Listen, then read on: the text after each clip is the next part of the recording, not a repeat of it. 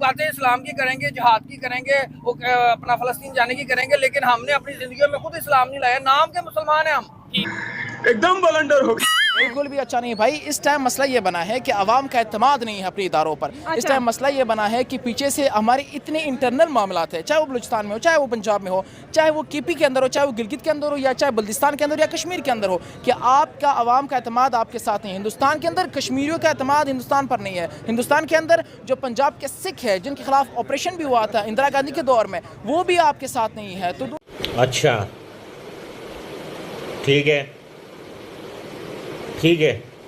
हो सकता है ये लाइन ऑफ कंट्रोल पे कोई खिलाफ वर्जी उसकी हो, वो करें, और शहरी आबादी पे गोलाबारियाँ, और ये जो बात चल रही है कि जी वो अपने जेलों में से लोगों को निकाल के गोलियां मार के और उसके बाद उनके बयान टीवी पे चलाना शुरू कर दें, इससे ज़्यादा नहीं, इससे ज़्यादा नहीं। सही।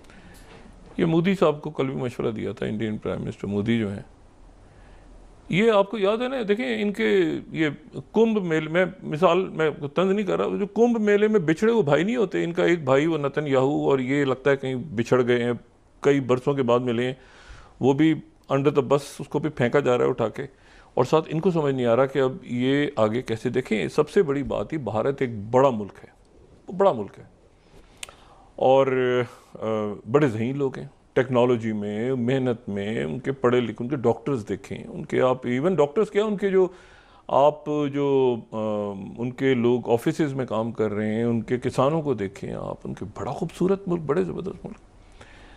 तुम्हें शर्म है? कुछ शर्म आया है?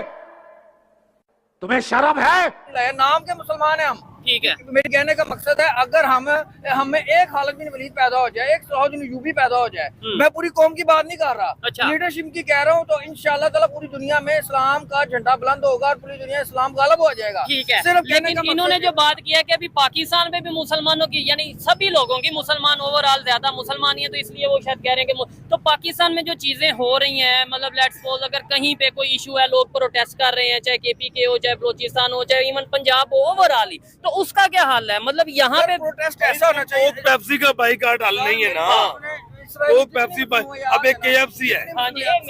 आप एक बच्चे से भी पूछ लेना जी, KFC किसकी है? इसराइल की है। अच्छा। कोक किसकी है? इसराइल की है। कहाँ पे बन रही है? पाकिस्तान में ही बन रही है। पाकिस्तान में बन रही है। कौन बना रहे हैं? मुसलमान ही। रोजगार कौन कमा रहा है उधर से? मुसलमान अब पाकिस्तान। कौन सा धारा है? कोई भी मुझे एक धारा बता दो जिसमें अंग्रेज की नहीं है, हाँ, हेल्प नहीं है। मैं कहता हूँ ये जो भी हम वीडियो रिकॉर्ड कर रहे हैं, ये भी फेसबुक, यूट्यूब, सोशल मीडिया पे जानी है, ये तो इसराइल का नहीं है। ये तो फिर इसे भी बॉयकॉट कर दें। ये आईफोन आपके पास भी शायद होगा, इधर बड़े लोगों के पास होगा। जितनी जरूरत है ना, उतना बाइकाट करते हैं। ठीक है, बस। समझ रहे हो ना?